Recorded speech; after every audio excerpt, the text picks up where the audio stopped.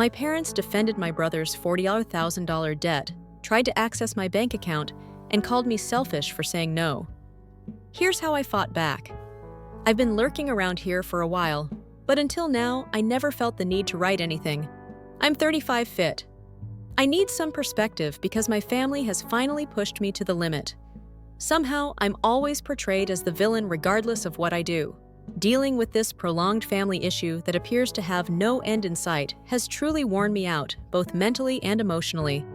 I have developed my career from the ground up, and I'm currently employed as a middle manager at a large Silicon Valley software company. I've worked hard and had many sleepless nights to earn all I own, including my house car and money. You wouldn't believe the terrible familial dynamics I had to overcome to reach this point in my life. I'll give you some background on our family's history.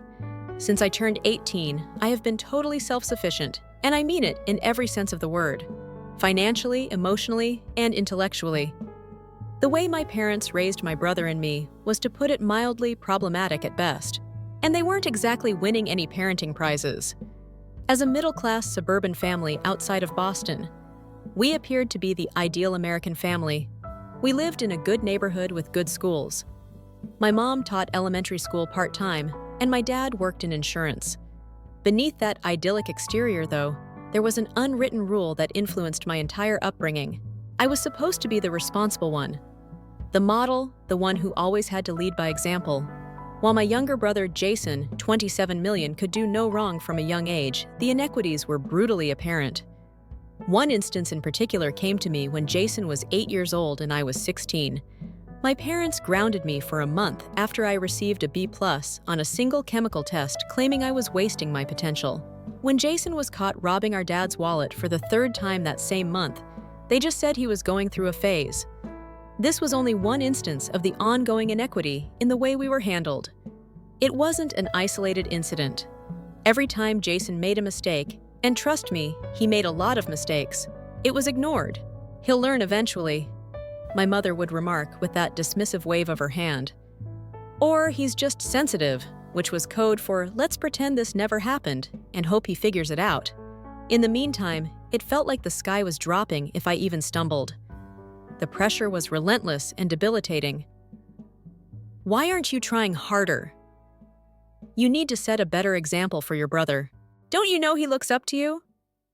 I worked part-time at a local coffee shop, volunteered at the library, took all of my AP classes in high school, and tried to keep my GPA flawless because universities look for that kind of thing. Jason, on the other hand, rarely attended class and mostly stayed in the basement to play video games. Nevertheless, I somehow had to try harder no matter what I accomplished. It was never sufficient. They would question why I didn't receive an A+ in calculus if I brought home straight A's rather than praising me. My mother's first reaction after I was chosen valedictorian was, "I hope this doesn't make your brother feel bad about his grades." This scenario continued into adulthood, with Jason struggling to pass his classes, and everyone saying, "At least you're doing your best, sweetie." Not everyone is cut out for academics. The bigger the stakes, the worse it got. If anything, Jason dropped out of community college after one semester because it was too stressful. My parents paid his rent for a gap year that ended up being 5 years of him finding himself. I worked 2 part-time jobs to pay for state college, one at a coffee shop in the mornings and another at a table waiting at night. I still recall the evening I moved away when I was 18. I was able to rent a small studio apartment with a roommate because of the money I saved from my part-time work. My dad said, "Well, you'll need to start paying rent if you're staying here anyway." When I told him I was leaving home, but they never asked Jason for $1 when he was still living at home at the age of 25. Because job hunting was emotionally draining for him, they even granted him an allowance. They never once offered to cover my living expenses or college tuition. Not that I expected them to, but it still hurt to see them go above and beyond for Jason while I was on my own. I worked several jobs, took out student debts, and ate more dinners of ramen noodles than I would want to recall. Jason, meanwhile, continued to live with them until he was in his mid-20s, jumping from one failing job to another while always coming up with an explanation that it wasn't his fault. He would say things like the manager had it out for me, or the company's toxic culture wasn't a good fit for my personality. He never acknowledged his own responsibilities and always pointed the finger at something outside of himself and by covering up his filth and offering excuses. Our parents encouraged this conduct at every opportunity. I worked 2 jobs while attending college, graduated with honors, and got an entry-level job at a software business. I worked my way up from there, putting in a lot of overtime and seizing any chance to get more education and certification. My parents never offered to help, and I never asked for it either. However, they had no trouble approaching me for financial assistance whenever Jason needed a little help to get back on his feet. Now, fast forward to last week. It was remarkable in and of itself that my mother called. You must realize that my mom doesn't call to talk. She never calls to say hello, check in, or inquire about my life. She calls when she's in need of things. I'm referring to the type of call that begins with excessively pleasant small talk, as if they're attempting to win you over before revealing the true reason for the call. That's precisely what took place last week. How's work? Are you still at that tech company? Have you been eating well? She asked at the beginning, which was so unusual that I knew something was up. My mother doesn't give a damn about my diet. The only thing she knows about my job is that I do something with computers. She couldn't even recall the name of my firm when we last spoke, which was during Thanksgiving 3 months earlier. Even though I had been employed there for the previous 5 years, she seemed to be trying too hard to sound casual, and the entire conversation felt forced. She inquired about my boyfriend. I've been single since my engagement ended last year. Another narrative in which Jason played a not-so-insignificant role and apartment. I've owned a house for 2 years. Even my cat, to which I have never given birth due to an allergy. Every question reminded me of how little she truly knows about my life and felt like a tiny paper cut. Jason was in trouble once more when she struck me with it. I wasn't shocked. Jason seems to get into problems all the time. However, I didn't anticipate this. He had apparently accrued $40,000 in debt. Not the kind of debt that can be dismissed as young folly, such as credit card debt or student loan debt. No, he had borrowed from some very dubious individuals, and they were now sincerely demanding their money back. My mother's voice broke as if she were going to cry, which I'm sure she believed would get me to give in. It has worked numerous times. She wasted no time in heaping on the guilt. You've done so well for yourself. You've always been the strong one. Jason's not like you. He needs your help. He's sensitive. You know how he gets when he's under pressure. As I sat in my home office trying to take in what she had just said, I looked out the window at the neighborhood that I had worked so hard to afford. $40,000. How could anyone possibly accumulate that much debt? My mom dismissed it like she was swatting away a bothersome fly when I asked her how it happened, half anticipating some ludicrous explanation about a botched business endeavor or a scam he had fallen for. She said that doesn't matter right now, with the same contemptuous tone that always made my stomach turn. What matters is that he's your brother. Family helps family. We've always taught you that family comes first. For years they have used that line. Family helps family as an excuse. When they asked me to lend Jason money for his revolutionary cryptocurrency investment, which he lost all of in 2 weeks, that's what they stated. They said that after his girlfriend ejected him, he took my credit card information. They wanted me to let him stay at my house every time they required me to cover for Jason, fix anything for him, or clean up a mess he had made. They said that, and each time I overcame my annoyance and followed their instructions, I did not want to be the villain. Because deep down, there was still that little girl who longed for her parents' approval, thinking that perhaps this time they would recognize my assistance, my sacrifice, and my continual saving of their beloved boy. But $40,000, it wasn't merely a favor or a loan. It was a down payment for a home. That was a year of arduous labor that served as my safety net, emergency reserve, and security for the future. This time, I couldn't do it. I told her no for the first time in my life, right up. I apologized, but I was powerless to save Jason from the disaster he had made. The tone of the conversation suddenly changed in roughly 2 seconds. My mother moved from being pathetic to being enraged. Had it not been so horrifying, the metamorphosis would have been nearly remarkable. The mother's gentle, worried voice had vanished to be replaced by an icy, piercing voice. She began to scream, "You're being selfish!" her voice getting louder as she spoke. After everything we've done for you, this is how you repay us. You're abandoning your family when they need you most. The nuclear option was even mentioned by her. Do you want his blood on your hands? He borrowed from some nasty folks. What would happen if he did? The manipulation was so obvious that it was quite comical. Nearly.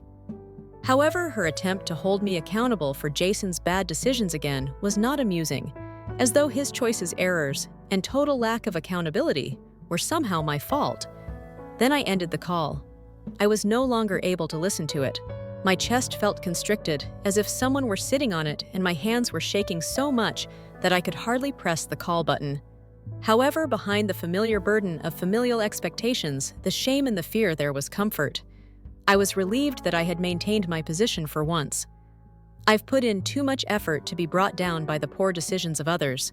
I've devoted years to developing my job, becoming self-sufficient, and establishing a life apart from serving as Jason's safety net. I simply couldn't bear the idea of discarding all of that, of maybe jeopardizing my own financial stability to allow his recklessness to continue. However, the problem with growing up in a dysfunctional home is that guilt creeps in almost instantly. Even if you know you're making the right decision and are positive you're acting in your own best interests. Even though I know I'm not the bad guy, my family has a way of changing the facts, making me doubt my own judgment and making me feel that way. And it was the same this time. I can't get rid of the thought that perhaps I made the wrong choice. Even though I said no, and no, it was the right one. At the moment, confronting my family seemed like the correct thing to do, but now I'm left wondering if I've made things worse. But what if they're correct? Could I be being self-centered? What if Jason does suffer as a result of my refusal to assist? The logical side of my brain understands that I have no responsibility for my brother's decisions or the results of those decisions. However, a part of me that is still that young child begging for her parents' approval continues asking herself, what if? To be honest, I have no idea what will happen next. That call was only the beginning. I was totally unprepared for what transpired next. I suspect that this is not the end, particularly with Jason. My parents have never been good at taking no for an answer. I'm trying to remain strong, though. I'm trying to keep in mind that I have the right to defend my future and myself. As this situation develops, I suspect I'll require additional guidance. I'll provide an update shortly. First update. First of all, I want to thank everyone who left encouraging comments on my previous post. To be honest, I didn't anticipate such a strong reaction. The previous week has seen a sharp increase in tension, and not in a positive way. Do you recall that I sensed this wasn't the end? Yes, I was correct. As soon as I hung up on my mom, the harassment campaign began. Initially, it was just a flurry of text messages, the typical guilt-tripping fare. Then, however, things became considerably more sinister.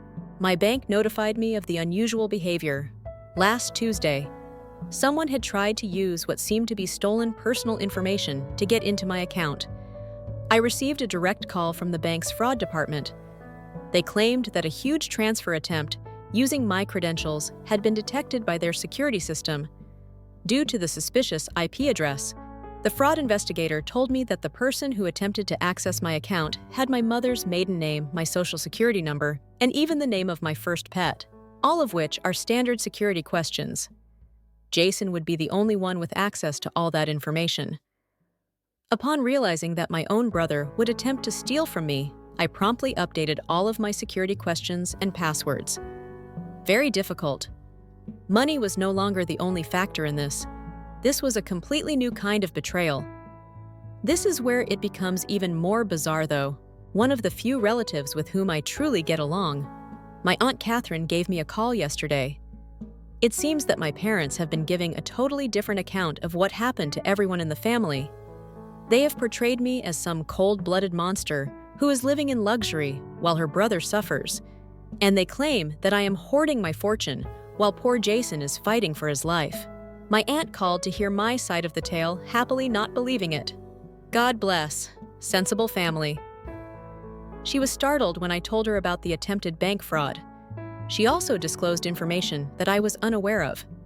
It seems that Jason had attempted to borrow money from multiple family members in recent months, each time claiming a different reason for his need. He told a wide range of stories.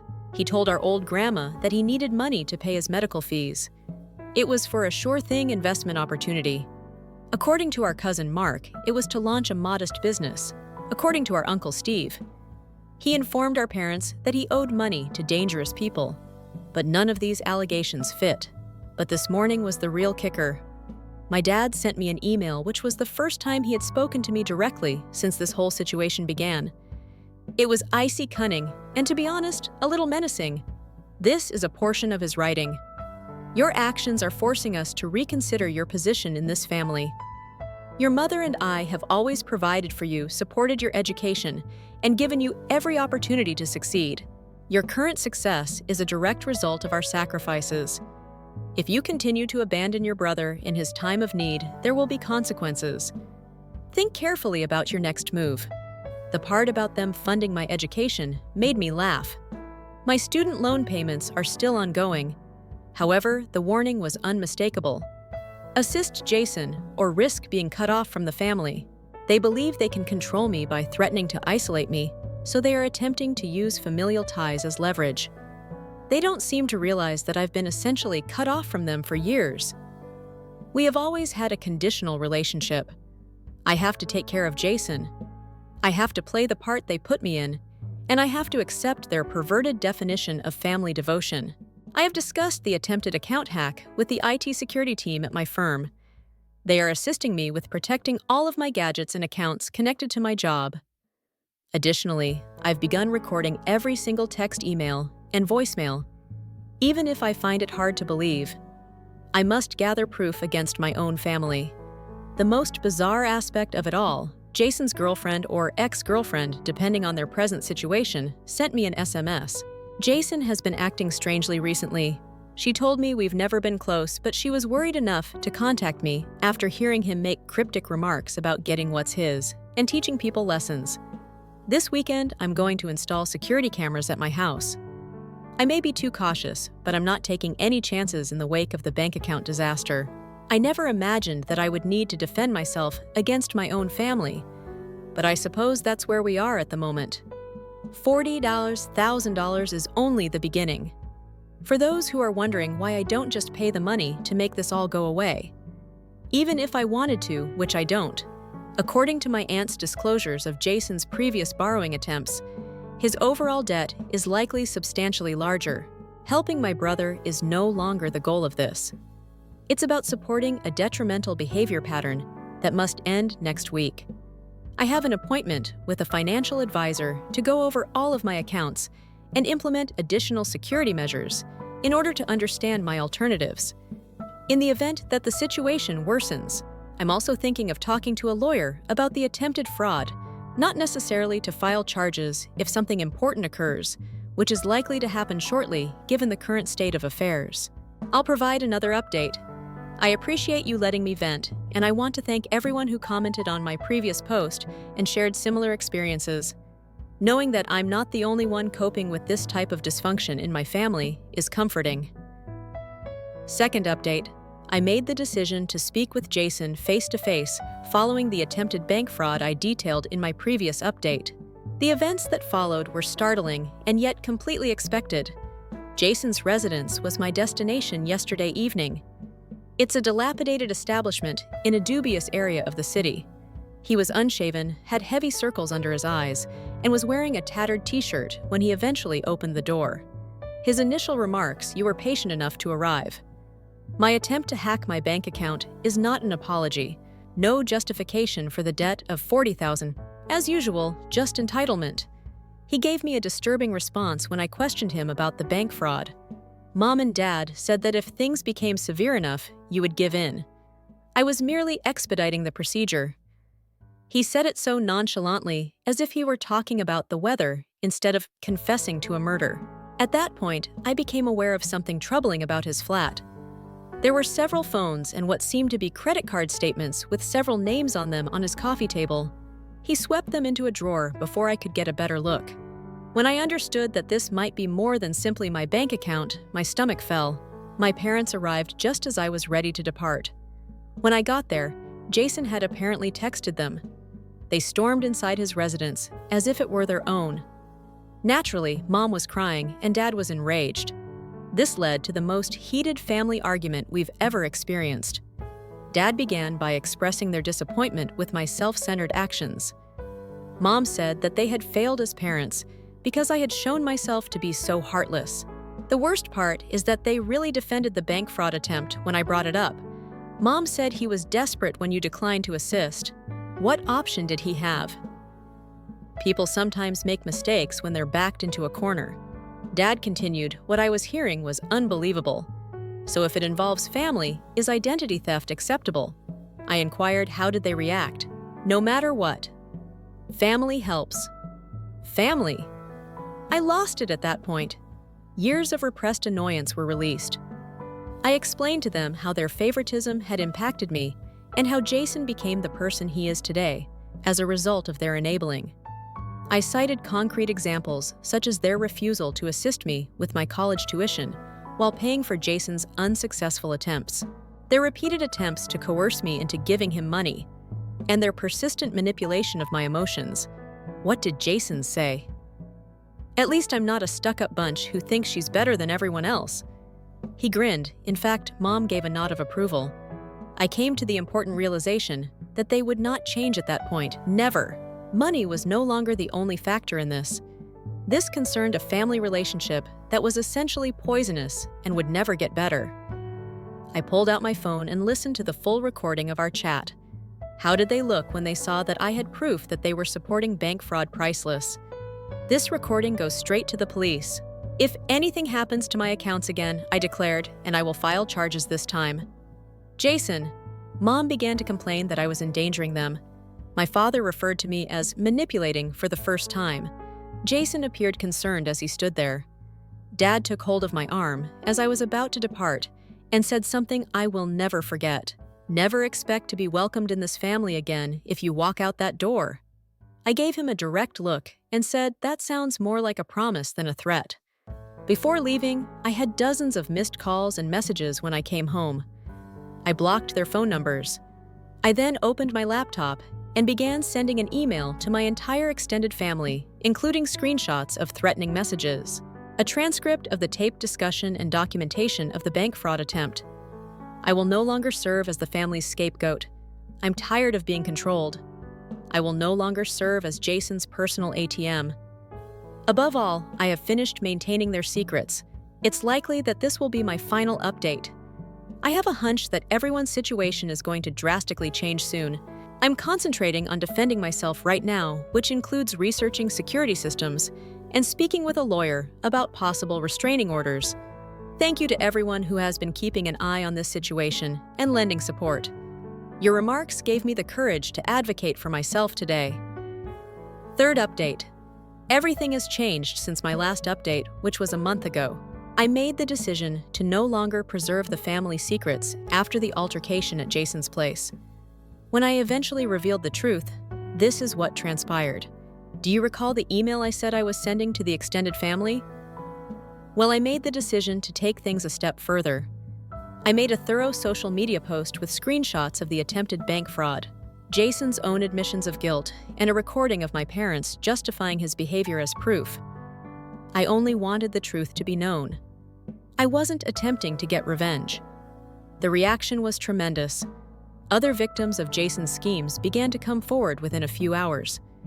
According to my cousin Tim, Jason had taken out a $5,000 loan for an unfulfilled business venture, and Beth said that he had persuaded her to co-sign a loan, which she is currently repaying. Even the mystery surrounding my grandmother's missing jewels from last Christmas had a likely suspect all of a sudden.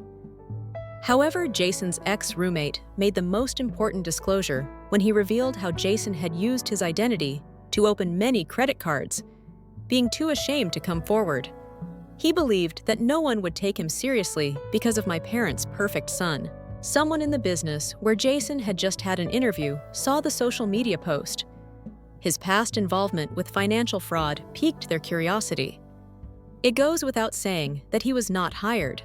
My parents standing in their social group suffered greatly. They had supported their struggling son for years while presenting themselves as the ideal parents handling one ungrateful daughter. Everyone was aware of the reality. Now, after complaining to their churchmates about my selfishness, they began to distance themselves from me. All of a sudden, Dad's golf friends were too busy to play every week. Mom attempted to minimize the harm by accusing me of lying, but the facts were clear. They were unable to justify their own recorded comments, the text messages, or the bank records. Their carefully constructed image fell apart when Jason's current roommate viewed the post. It was the real game changer when he consented to share his apartment. He was unaware of Jason's past. Jason received an eviction notice within a week. People don't want to live with someone who tries to commit bank fraud. It turns out, according to what I've been told, Jason works 3 jobs to pay off his debt. He is finally being held accountable for his acts, and his credit has been damaged. Surprisingly, my parents have stopped using social media. No more quotes about ungrateful kids or passive-aggressive posts about family values. Every day, life has never been better for me. That job promotion I applied for. I understand. I've been able to concentrate on my professional and personal development without the continual drain of family turmoil and money exploitation. What a concept. I'm finally meeting someone who respects and understands boundaries. Mom and Dad no longer discuss me at all. According to the few family members I still communicate with. Put an end to guilt tripping. No more attempts at manipulation. At last, they've realized that sometimes social accountability is the result of acts having repercussions to everyone who has to deal with toxic family members. Sometimes letting the truth speak for itself is more effective than going to court. The wrong people will come out, and the right people will listen. Legal repercussions were not my family's biggest fear. Rather, it was the public discovering who they really were by speaking up instead of keeping quiet. I not only freed myself from their control, but also gave others the confidence to defend themselves. We appreciate everyone who has supported and followed this adventure. I feel really free for the first time in my life. It's acceptable when the family you were born into isn't the one you need. Now I'm assembling my own network of people that respect integrity, accountability, and sincere concern for others. My last update will be this one. Now that the story is over, I'm prepared to begin a new chapter free from guilt, deception, and the never-ending weight of providing for others. And what do you know? No lawsuit ever could make that feel better. Thank you for watching. If you haven't subscribed yet, please do so and hit the notification bell to stay updated with more shocking real-life stories happening around you. Story 2. My stepmother changed the locks on my house as I was 900 miles away at college. "It's not your home," she said. So I changed every lock for good. My name is Riley, and I am 22 years old. What I'm about to tell you isn't some made-up family drama. It's my life, and I never imagined I'd be putting something like this here. But well, life is funny like that, to really comprehend the pandemonium that ensued. You must first understand some of my background. My mother, Laura, was the strongest woman I knew. She meticulously planned every aspect of her life. She worked as a senior accountant and was the type of person who kept everything nicely filed and organized, even receipts and life insurance policies. She even typed out her entire will years before she became ill. I used to think that was weird, but now I understand. She would always say, "I want to make sure you're okay no matter what." My mother died of colon cancer when I was 18. I'm not sure if any of you have been through something similar, but watching someone you care about steadily deteriorate is awful.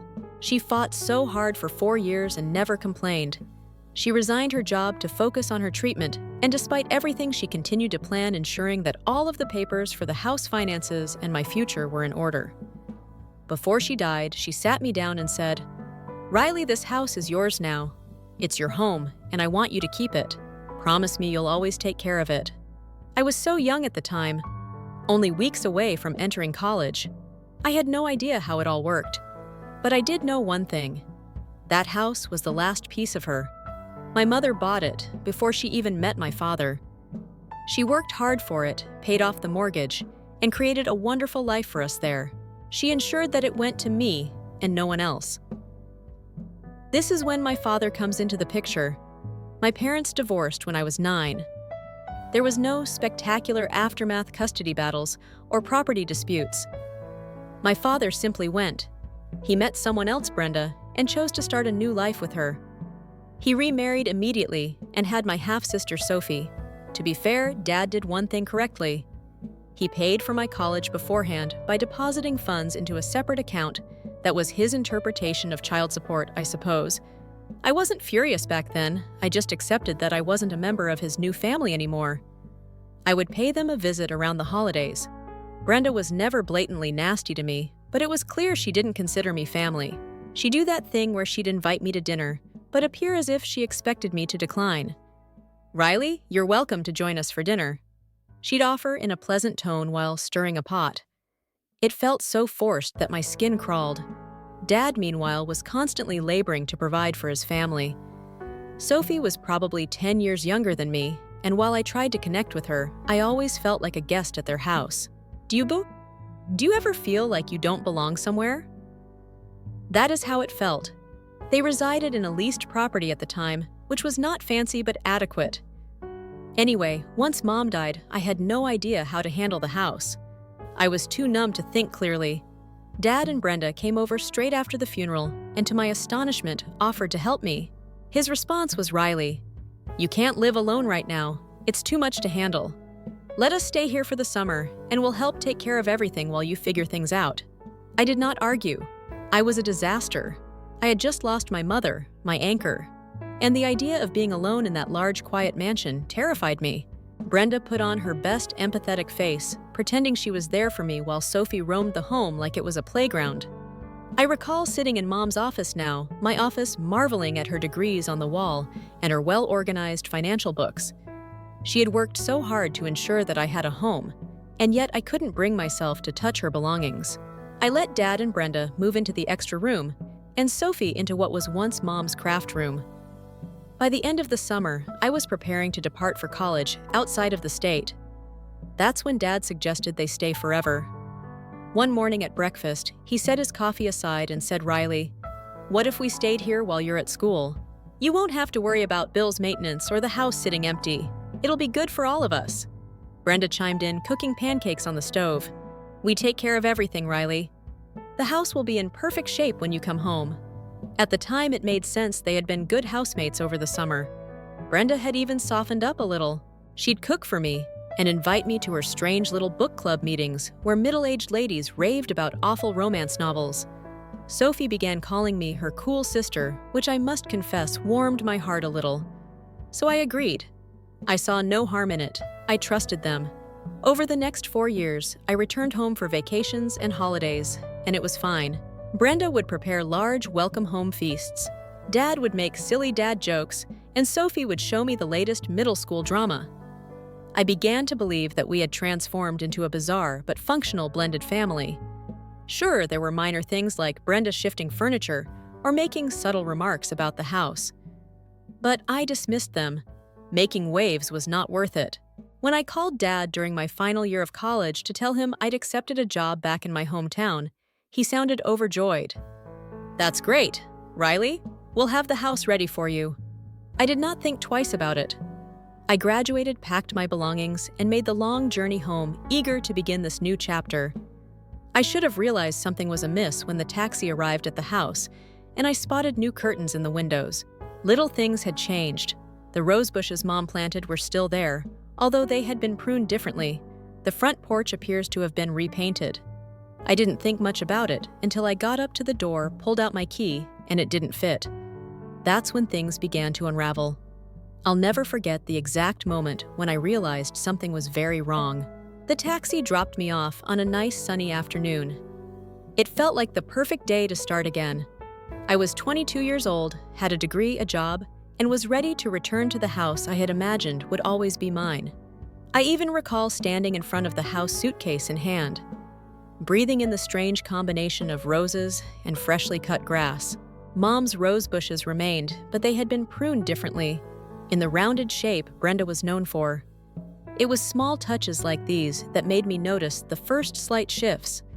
I stepped up the porch, took out my house key, and inserted it into the lock. Immediately envisioning my first night back in my bed, I'd spent the entire car ride picturing putting my belongings on my bed, unpacking a little, and sleeping like a rock after the long journey. But the key did not turn. I tried again and nothing happened. I halted mid-breath, staring at the door as if I had forgotten how locks worked. I jiggled the key. I turned it harder, but nothing happened. No way! I thought maybe I'm too weary, or maybe the lock is jammed. I knocked on the door, half smiling and expectant. Brenda opened it a moment later, wearing an apron, and looked like she had just finished baking with flour smudges on her hands. Her expression went blank for a half second. Then she put on a phony smile and asked Riley, "What are you doing here?" That question struck me like a slap. What was I doing here? I thought I lived here, I stammered out. I'm moving back home. I told you guys about this, remember? Her smile wavered. Oh, right, she responded, as if she had suddenly realized something she had neglected to include on the A grocery list. She stood aside unwillingly and allowed me in. When I rolled my bag inside, it was like walking into a strange version of my home. The living room looked different. Mom's furniture was still present, but had been rearranged. Brenda's awful farmhouse decor, fake plants, and cutesy signs with phrases like "live, laugh, love" had taken over the mantel and bookcases. What about the old photo of Mom and me on the side table gone? Instead, there was a new family portrait with Dad, Brenda, and Sophie. I swallowed hard, my throat tight, but attempted to remain calm. Dad was sitting in Mom's old armchair, which she used to wrap up in with a book after work. He looked up from his tablet and made an awkward double-take when he noticed me. Sophie was splayed on the couch, phone in hand and earbuds in. She hardly looked at me. "Hey, you're back," Dad remarked, sounding overly cheery. "Yeah," I said, managing a slight smile. "Why are the locks changed?" Dad scratched the back of his neck like he often did when he was nervous. "Oh, that I changed them last month. There were a couple of break-ins in the neighborhood, so you know, for safety. You didn't think to give me a new key." My voice came out rougher than I wanted, but I was already uncomfortable with the situation. Brenda, who was hovering behind me, leapt in. "We didn't think you'd be here so soon. I graduated last week." I explained, looking between them. "I told you guys I'd be moving back home for my job. I literally sent you the date. I'd be here." Brenda did not respond. She simply crossed her arms and stared at me as if I were the one who had done something wrong. Dad stood up and motioned to the office. "Riley, can we talk privately for a second?" I followed him, luggage still in hand, my heart racing. Mom's old office looked mostly the same, though I saw some of her books had been pushed aside for Brenda's belongings. Dad slammed the door behind us, and as he turned to face me, I could tell he was apprehensive, as if he knew what he was going to say. "What irritate me?" "Listen," he began, his voice low. "There's something I need to tell you." These words made my stomach drop. Dad paused, his hands twitching at his side. "Brenda, she thinks this house is mine, that I let you live here, after your mom passed." I glanced at him, not understanding. He groaned and looked at the floor. "I never told her the truth, that your mom bought the house and left it to you. I told her I gave it to your mom after the divorce, and that it was returned to me when she passed." I could not talk. I just stood there staring at him, feeling as if the air had been taken out of me. My residence, my mother's residence. She battled so hard to ensure I had this one thing. He lied about it to Brenda for 4 years. "I had to," Riley, Dad said, still not addressing my gaze. "You don't understand what it's like. Brenda wouldn't have agreed to live here if she thought it wasn't mine." I found my voice again, however wobbly. "So what do you let her think? She owns my house. And now I'm supposed to. Just what, disappear?" He grabbed my arm and pleaded. No, it's not like that. Just give me a little time to fix this. I'll tell her the truth, I promise. Just not yet.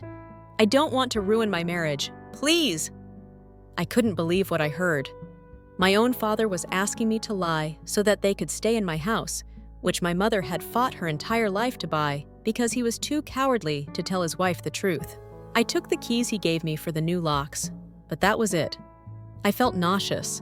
I felt betrayed, but ultimately, I felt like an idiot for believing them. I agreed to let him mend it, but deep down, I knew it wasn't going to go well. That night during supper, the tension was so thick that a knife could cut through it. Brenda sat at the head of the table, smiling as if nothing was amiss. But I noticed her staring at me every now and again with keen, calculating eyes that made my skin crawl. Sophie absolutely ignored me. while Dad barely spoke. I picked at my supper, my thoughts racing. It was merely the beginning. I could feel it. You know how sometimes individuals don't have to say anything to express how they feel about you? That's what living with Brenda evolved into. Constant unspoken animosity disguised as friendliness. Dad fared no better. He avoided me entirely, as if ignoring the situation would make it disappear. It was as if I had walked into someone else's home and overstayed my welcome, only that it was my own. The first few days were awkward but manageable. I spent the majority of my time in my room unpacking my belongings, meeting up with old friends via text and processing all that Dad had told me. The tension wasn't as intense at first, more of the silent variety when you can tell people are watching you.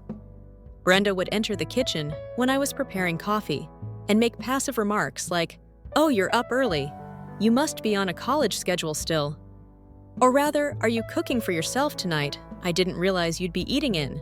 The point is, she wasn't yelling, but every word had a tone that said, "You don't belong here." The situation quickly worsened. On Wednesday morning, I was going to start a load of washing. I had left my clothing arranged in the laundry room and gone to get detergent. Brenda was already removing my clothing from the laundry and placing them in a basket. When I returned, my white shirts were suddenly mixed with black garments that had not yet been washed. I froze and stared at her for a second. "Oh!" She began as if she had just spotted me. "I thought this was Sophie's basket." "You really should label your stuff. They were sorted," I replied bluntly. "And Sophie doesn't do her own laundry, does she?" Her smile was razor thin. "Well, I can't keep track of everyone's mess around here." She took up her cup of tea and walked away, leaving my garments in a crumpled heap. I understood what she was doing. She expected me to react and raise a scene, but I wasn't going to give her that satisfaction. She only prepared enough food for 3 people for dinner. That night, I hadn't realized until I got to the table and saw 3 plates, one for her, one for Dad, and one for Sophie. She looked up at me and said, "Oh, Riley, I thought you were eating out tonight. You didn't say anything. I live here," I responded calmly. "You didn't ask." She shrugged and smiled with a phone. Sweetness. "Well, there's bread in the pantry if you're hungry." I sat there for a moment, contemplating walking away or possibly flipping out on her. But instead, I grabbed my coat and fled. I couldn't stand sitting across from them for another second. I ended up at the neighborhood diner eating a sandwich alone and texting one of my old high school buddies. "Please let me know if you're free tomorrow. I need to get out of the house." The next day, I contacted my friend Jasmine. She still lived close, and when I informed her about the situation, she gave me that wide-eyed expression you get when you can't believe what you're hearing. "Wait, they're living in your house, acting like you're the guest. Riley, what the hell?" "I don't know what to do," I admitted. Dad's too much of a coward to tell Brenda the truth, and she's trying to make my life miserable. I feel like I'm losing my mind. We spent the afternoon chatting and catching up on life, and for a few hours I felt nearly like myself again. Jasmine laughs. "If she keeps pushing, I'll come over and put her in her place for you." It made me laugh, but when I arrived home, the fear crept back. The house was dark and quiet. I turned on the hallway light and discovered something strange. My shoes, which I had neatly placed by the door, had been moved into the coat closet. It was a minor detail, but it conveyed a strong message. Brenda did not want any traces of me evident in her space. Over the next week, she doubled down. I'd wake up to discover my belongings shifted around, such as my coffee mug being suddenly placed to the back of the cabinet, or my mail being unintentionally thrown into a pile of rubbish. One morning, I went to take a shower, only to discover that the hot water was ice cold. Sophie had cleverly had a 45-minute shower just before me. Brenda made a show of saying, "Oh, Riley, I guess you'll just have to get up earlier. Sophie's growing, and she takes longer these days." The worst part was seeing Sophie change. When we were younger, she would follow me around like a little shadow. She'd call me big sister and beg me to braid her hair.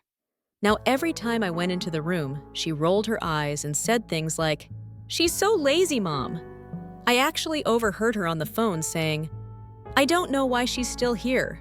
It's not even her house." That stung more than I want to admit. And then there was Dad. I swear I could feel him avoiding me. He'd come home late or leave for walks whenever Brenda started teasing me in front of him. If I caught him alone and tried to discuss it, he'd just mumble something about keeping the peace. For whom is the peace being kept? Brenda moved. Mom's favorite vase, which set me off the beautiful ceramic vase with blue flowers painted on it, had been on the mantel for as long as I could remember. When I got home one day, I discovered it tucked away on a random shelf in the corner. In its place was one of Brenda's awful rustic items, an ugly wooden sign that read home. Home sweet home. I asked her about it directly. Why did you move the vase? Oh, she replied, not glancing up from her tablet. I just thought it didn't match the new style I'm going for here. I'm sure you understand. I did not respond, but I felt something break inside me. That vase was more than simply decoration. It was a piece of my mother's memory, and Brenda had no right to touch it. That night, I began packing up Brenda's belongings in my head. I wasn't ready to act yet, but I knew I couldn't keep living this way. By Saturday morning, I felt as if I were living in someone else's home, an unwanted guest in my own. Brenda's animosity had become so intense that even coming into the kitchen felt like entering enemy territory. I avoided the communal areas while she or Sophie were present just to save my sanity. That morning, however, something was wrong. I awoke to silence.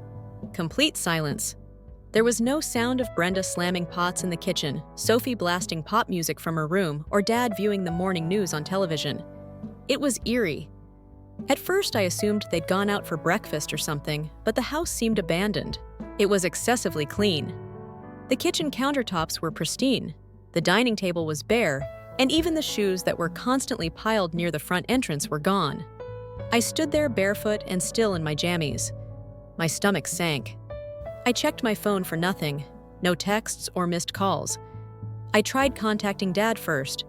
Go straight to voicemail. That is bizarre. I tried him again. The same result. By this point, I had a feeling that something was wrong. Maybe it was paranoia from weeks of stress with Brenda, but I couldn't shake the sensation that this wasn't just any ordinary Saturday morning. Finally, I called Brenda. I was about to hang up after the fourth ring when she answered. Her voice was harsh. What do you want? Her tone took me completely off guard. I just wanted to know where everyone is. I woke up and the house was empty. She laughed, and not just any laugh, but a cruel, hideous sound that made my skin crawl. Oh, didn't we tell you we're in the Maldives? You know, sunny beaches, luxury resorts. The whole deal. I blinked, clutching the phone more tightly. What the Maldives? First-class flights and everything, she said with a faux cheer. We didn't mention it because, frankly, we didn't want you tagging along. You're not exactly in the position to pay your way, are you? My stomach sank. What are you talking about? That's when she abandoned the act entirely. I'm talking about you living in our house like some entitled brat, she said with anger. Your father might be too soft to say it, but I'm not. You're a freeloader, Riley. You've been mooching off us long enough. Do you know how embarrassing it is to have a grown woman squatting in our house while we're paying all the bills? I could hardly breathe.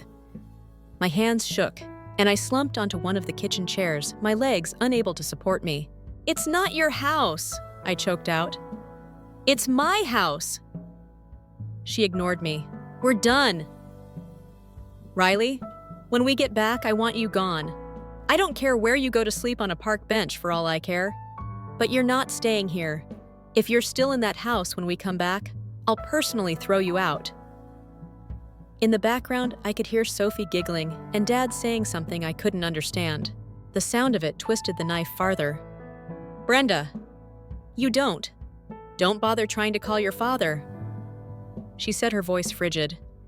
He agrees with me. He's just too weak to tell you himself. We've already blocked your number. Have a nice life, Riley. Then she hung up. I sat there stunned, the silence of the house pushing down on me. I gazed at the phone, half expecting her to call back and explain. It was a terrible prank, but she didn't. My father's silence on the other end was sufficient to confirm everything. They were gone on vacation, living it up on a tropical island while sitting alone in what was supposed to be my home. And the worst part, they intended to toss me out when they returned, for the first few minutes. I sat there with my mind blank. I couldn't process it. I couldn't believe my dad and my own father had allowed this to happen. He did not stop her. He did not stick up for me, or he simply went along with it. But the shock did not last long. It transformed into something else. Something I had not felt in weeks. Rage. Did they want me gone? Fine. But they had neglected one crucial detail. This was my residence. I spent the next hour sitting in that chair, staring at the walls, and repeating the conversation in my mind. Brenda's voice reverberated repeatedly. Freeloader, squatter, embarrassing. Not only did she say it, but she said it in such a way that I felt like a useless parasite clinging to their lovely life as if I didn't belong here. Well, I wasn't about to let her win. By lunchtime, I had devised a plan. First things first, I blocked their phone numbers. I didn't want to hear a word from any of them, including Dad. Then I contacted the locksmith emergency service. The person inquired as to when I described what I required. Yes, I replied, attempting to keep my voice steady as soon as possible. The locksmith arrived that afternoon. An elderly man with nice eyes who didn't ask too many questions. He changed the locks on all of the doors in the house, including the front, back, and garage. It cost more than I wanted, but I didn't mind. Anyone else have keys to these doors? He said as he handed me the fresh set. Not anymore, I said, once the locks were changed. I grabbed some rubbish bags and boxes and began packing their belongings. I was done pretending that everything was all right. If Brenda and Dad believed they could walk back into my house after treating me like garbage, they were mistaken. I went room to room. Brenda's pricey clothing. Her pricey bathroom goods pile up on the counters and into a bag. Sophie's toy school supplies and whatever else she had left laying around were all boxed up. Dad's golf clubs, which he never uses, but constantly brags about possessing, went right into the garage. By the time I finished, the sun had fallen and the garage was filled of their belongings. It was exhausting, but it felt great, as if I were regaining what was mine, piece by piece. I sat on the couch that night staring at the clean, empty area that had been occupied for years. It felt odd, quiet. However, it felt like home again. That night, I got the best sleep I'd had in weeks. The next morning, I awoke with a sense of peace that I had not had in a long time. I made myself a cup of coffee, sat in Mom's old chair, and watched the sun shine through the window. I knew it was just the beginning. Brenda was not about to let this go without a fight. And Dad? Well, I had no idea what to anticipate from him anymore. But one thing was certain, I wasn't going anywhere. The storm hit on Friday evening. I had expected it. Honestly, I had spent the entire week mentally preparing for the explosion that would undoubtedly occur. Once they returned and saw what I had done, I even rehearsed what I was going to say several times to avoid stumbling or giving them an opportunity to influence me. That afternoon, I had returned home from work, left my bag by the entrance, and noted how quiet the house was. It wasn't the eerie, empty silence I'd experienced the morning after Brenda's call. No, this was the kind of silence that felt appropriate. It felt like tranquility. My tranquility. I had just sat down with my laptop to check emails when I heard the car turn into the driveway. The sound of tires crunching on gravel turned my stomach, but I forced myself to remain calm. I didn't move from my seat on the couch as I heard doors smash, footsteps pounding up the walkway, and Brenda attempting and failing to unlock the front door. She began beating on it instantly. Riley. Her voice was already harsh. Riley, what the hell is going on? Why won't the door open? I let her hammer for another 30s before standing up, taking the fresh keys off the counter, and walking to the door. I took my time unlocking it, enjoying the little break in her screams. When I finally answered the door, I was met by Brenda's outraged expression. Her hair was tangled, her cheeks flush, and she looked like she was about to bite my head off behind her. Dad stood stiff and uneasy, his gaze elsewhere. Sophie hung back near the car, arms crossed and scowling. What did you do? Brenda shouted, pushing her way past me into the entranceway. Why did you change the locks? I stood aside, allowing her to storm in. Dad followed silently, his shoulders stooped to avoid my gaze. Sophie trailed behind him, clutching her phone like a lifeline. Brenda quickly turned on me. I want an explanation right now. I crossed my arms and faced her look without flinching. It's pretty simple, I said. This is my house. You don't live here anymore. Her jaw dropped open, as if I had hit her. Your house. Yes, my house. The house my mom bought. The house she left to me, the one you've been living under alive for the last 4 years. For a single second, the room fell silent. Brenda gazed at Dad, her face filled with perplexity and increasing rage. "What is she talking about?" Dad didn't respond. He simply stood there frozen. I turned to him, my tone stern. "Tell her, Dad. Tell her the truth." Brenda turned to face him. "What truth? What is she saying?" Dad whispered something I couldn't understand. His voice so low, I assumed he was choking on his own shame. "Speak up," Brenda demanded. "What is she talking about?" "Mark?" Dad eventually looked up, his face pallid. "It's true," he said, his voice wavering. "The house, it's not mine. It never was. Laura bought it before we were married. She left it to Riley in her will." Brenda gazed at him for a second, blinking as if she couldn't absorb what he was saying. Her face became a deep shade of red. "You lied to me!" Dad flinched as if she'd hit him. "I didn't mean you told me this was your house," she exclaimed. "You said you let Riley stay here out of the goodness of your heart. Do you have any idea how stupid this makes me look?" Her voice was loud enough that I was confident the neighbors could hear. But I didn't mind. Let her scream. Let her have her tantrum. I'd spent weeks feeling like a stranger in my own house. She could handle a little reality. Brenda returned to me, her eyes flaming. "You ungrateful little brat! After everything we've done for you, I shut her off. Everything you've done for me. Like what, trying to erase my mom from this house, calling me a freeloader, planning to throw me out. That's not helping, Brenda." She opened her lips to argue, but I hadn't finished. "Your stuff is in the garage. Take it and leave." Sophie finally spoke up. "Mom, let's just go." Her voice was subdued, and for the first time I noticed something other than anger in her discomfort. "Perhaps." She glanced at me for half a second before turning away. Brenda ignored her. "We are not leaving," she snarled. "This is our home too." "No, it's not," I replied, my voice firm. "It's mine, and I want you out." Dad finally went forward, as if he wanted to resolve everything with a single sentence. "Riley, please," he asked, his voice trembling. "We don't have anywhere to go right now. Just give us a few weeks." I held up my hand. "No." His face crumbled. "Please, sweetheart, I know I messed up, but we're family. Family doesn't treat each other like this," I responded. "You let this happen. You let Brenda think this was her house. You let her treat me like garbage. And you stood there and said nothing." Dad had nothing to say about that. He simply gazed down to the floor, like a chastised child. Brenda, on the other hand, was not prepared to quit up. "You're a selfish little girl," she snarled. "You think you're so high and mighty because of this house? You wouldn't even have it if it weren't for your father." I laughed bitterly. "My father had nothing to do with this house. Mom's bought it with her own money before you or him were even part of the picture. She made sure it would be mine because she knew I couldn't count on him."